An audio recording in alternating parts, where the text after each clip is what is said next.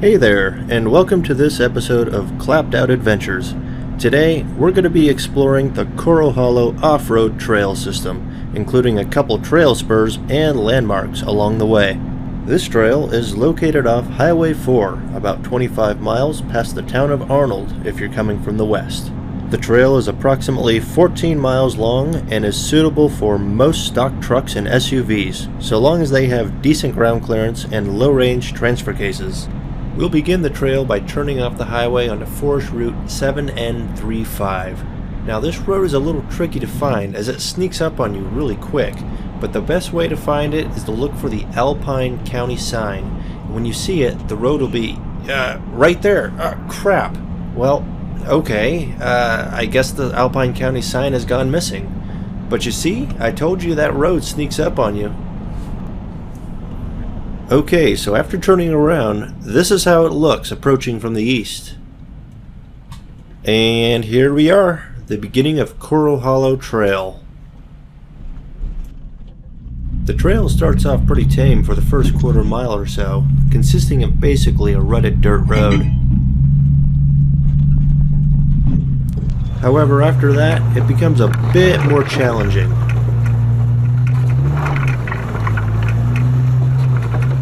For the next 2 miles, weaving over and around ruts and boulders become the norm as you gradually climb your way up 1,000 vertical feet towards the top of Blood's Ridge.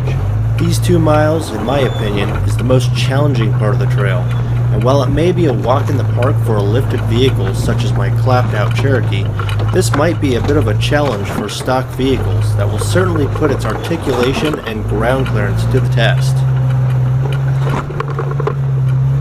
However, if you make it past those 2 miles to the top of Blood's Ridge, you can rest easy knowing that you'll most likely be fine for the rest of the trail.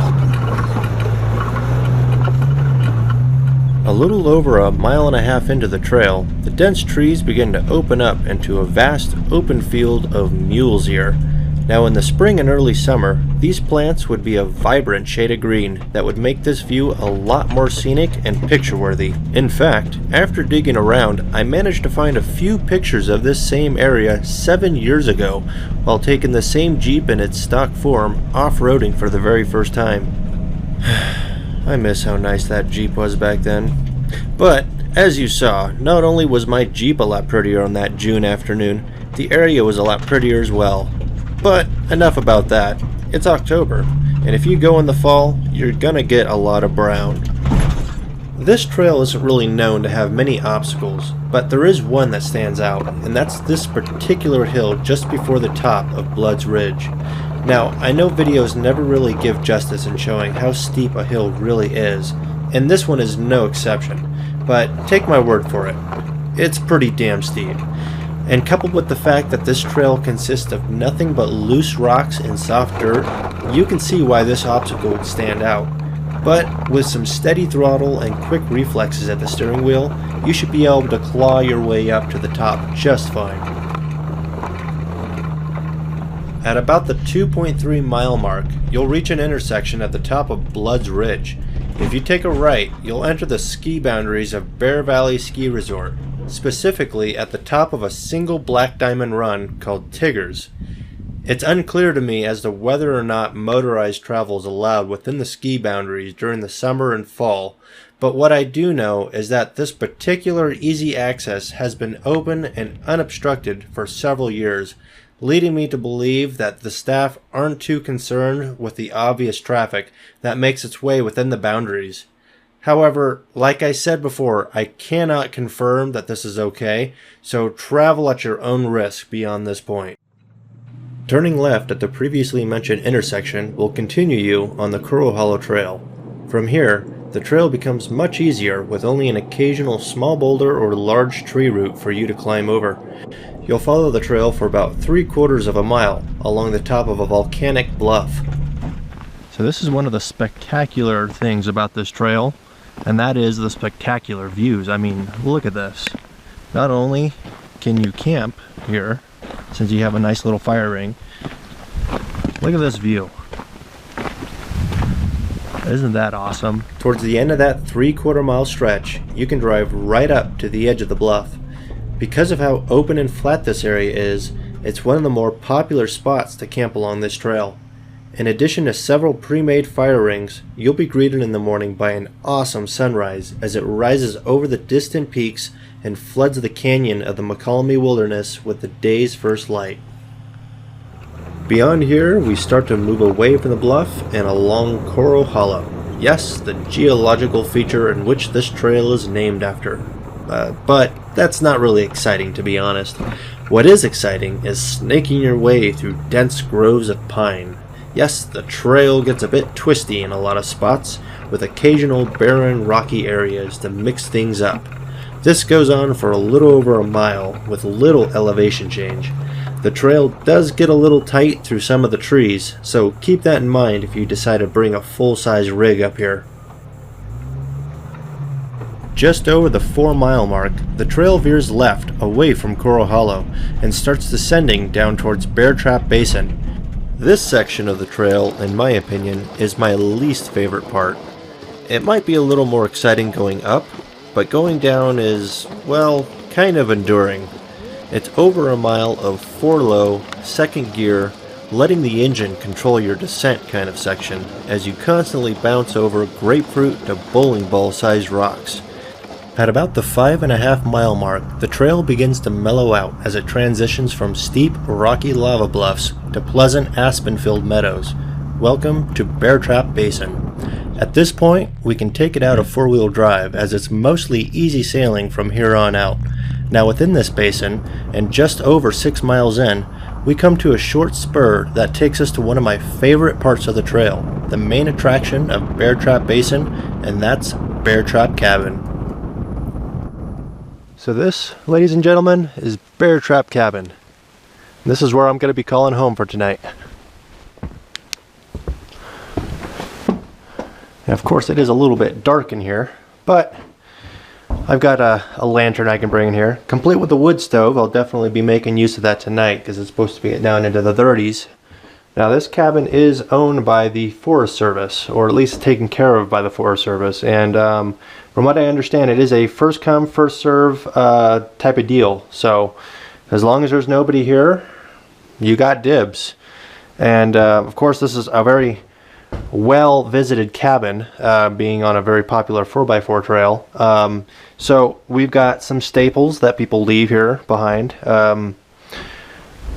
We've got supplies, let's see, towels, tarps, gloves, blanket. Looks like more blankets. We got chairs. We got a place to sleep. We got a nice big table. We've got more supplies, like we got cooking utensils. There's a lantern, and it does have oil in it, so I'll probably be using that tonight. Silverware, some very black looking honey. I'm not sure what's up with that. Coffee. And then we've got the upstairs portion. So let's take a look upstairs. Of course, we've got, you know, a whole bunch of signatures from, gosh, years and years, decades and decades. So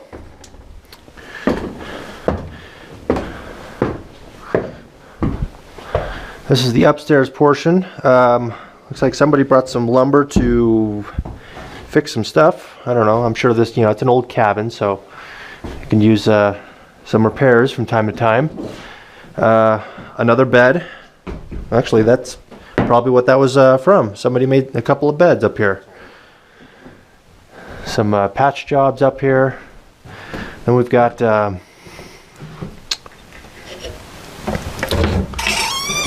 another window, which is just plexiglass. I don't know if there's anything to hold this up, but you can see. Soki, hi. What you doing down there? So yeah, and we've got a nice view all around. I think I'm pretty much set for tonight. After unloading all my gear into the cabin, I set out to gather some firewood for the cabin's wood stove. The area immediately around the cabin had been picked clean by other visitors with hardly a twig to be found. However, just a short minute or two down the road yielded an abundance of dead, dry timber ripe for the picking.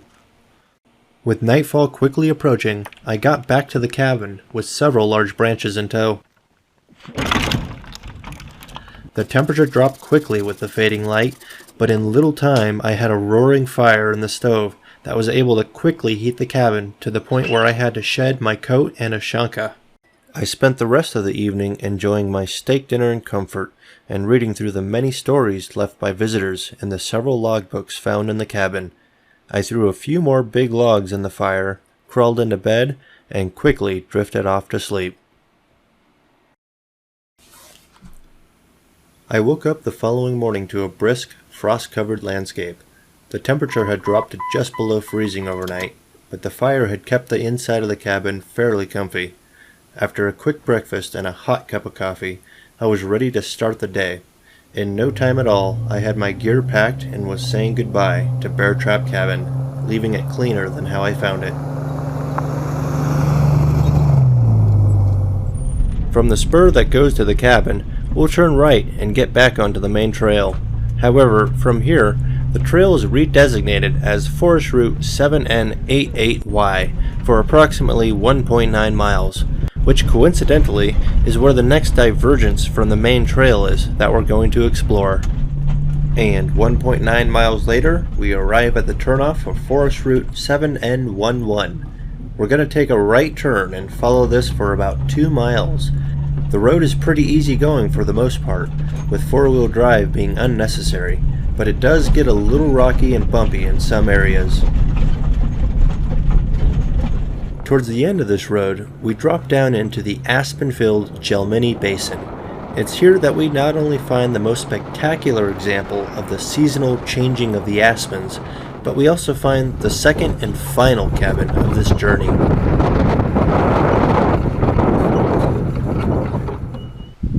So this here is cabin number 2, named the Arola cabin.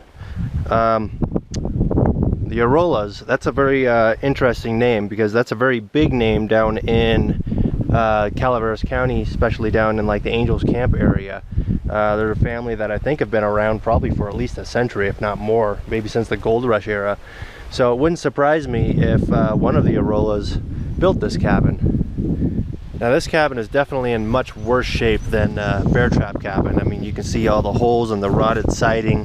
That chimney is like really no more. It looks like it's been kinked right there where at the bottom of that hole, probably from snow load. But still standing, still inhabitable, sort of. However, structurally, it's in much worse shape once I take you inside.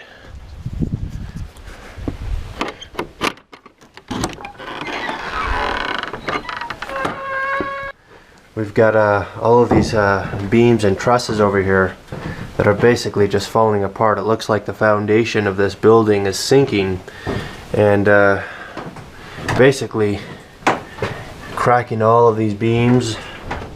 This one looks very recent. Maybe cracked last winter under the snow load. Same with that. It looks like there's some fresh wood in those cracks. This is the only one that appears somewhat straight. Kind of looks like rats or mice have been chewing on the wood. And this door frame, barely hanging on. Now I do have a hammer and there's some nails right here. I'll see if I can secure that a little bit better, do my part in trying to preserve this this cabin.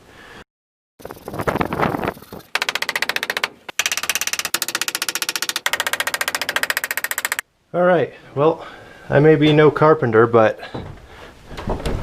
I'd call that an improvement. That should hopefully last at least one more winter. After locking up the Arola cabin, I wanted to explore the large aspen grove just behind the cabin. Now, I hadn't planned on this, but I apparently chose the absolute best time to view and experience the annual changing of the aspens in this area. Every tree was alive in a vibrant shade of yellow, and the sunlight filtered through the trees, creating an awe-inspiring visual as the morning breeze let forth a steady shower of leaves. It was truly an unforgettable experience. And of course, speaking of aspen, since we are next to a historical cabin that is probably been visited many times over the past, I don't know, probably 100 years, maybe. We've got lots of possible, I hope I'm pronouncing this right, pectoglyphs, tree carvings. How about that? And aspens are known for retaining some of these carvings for over 100 years. Now, of course, by the time 100 years rolls around, some of these carvings are probably, you know, non-legible. You can't read them. But you can see here, this is 1992, 1999. I think I saw one around the corner from 1970 something, 1976 right there. So I'm gonna take a walk and see if I can find any more carvings that are a little bit older. So I found this massive aspen right here. I don't think I've ever seen an aspen this wide down at the base. And I think, if I am reading this correctly, this might be a 1923 carving right here. Correct me if I'm wrong, but that kind of looks like a 2 right there, and that's obviously a 3. And then we've got one down here. That might be a 3 right there. Maybe a 6, or maybe a 1936. I'm telling you, aspen, they have it's like a time capsule. Fascinating to find some of these carvings. From the Arola cabin, I drove on further down the road. My map showed that it continued on for about a mile or 2 and connected to a labyrinth of other Forest Service roads. However, I found that to be false, as it dead-ended about a half-mile in. No Jeeps allowed. It wasn't a complete waste of a drive though, for it had a fun, muddy little creek crossing to go through. That in itself made the trip worth it. After exploring the Gelmini Basin, it was time to head back to the main trail. Now the main trail from the turnoff to Gelmini Basin actually continues on as Forest Route 7N11 and will continue with this name for the rest of the trip. We will follow 7N11 for about a half mile, in which we will come across our third and final spur of the trip, 7N11D.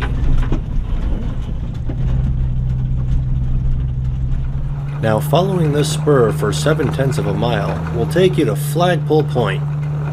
Okay, well not really, but it'll take you to an unnamed peak that's next to Flagpole Point.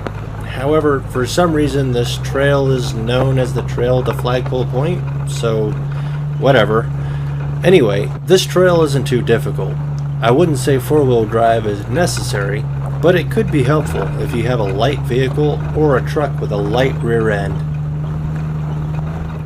Once we're at the end of the trail, we're greeted with a view of Mount Reba off in the distance, the real Flagpole Peak, and this weirdo with the goofy camera on his head. So the GPS is telling me that we are just shy of 8,000 feet and that we are on Flagpole Point. Or are we?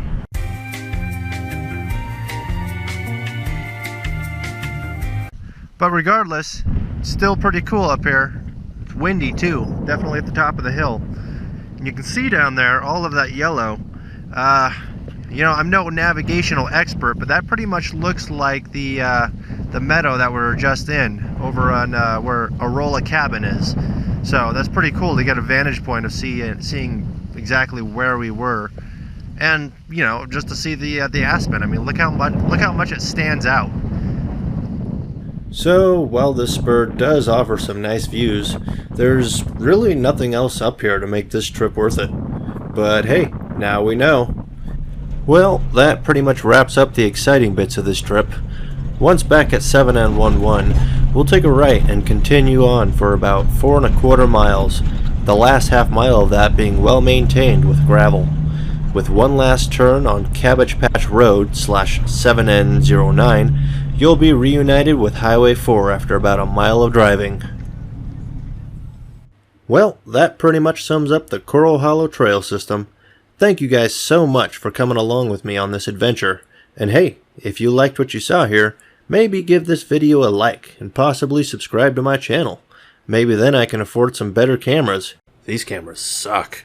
Anyway, I'll see you out on the trail. Have a good one.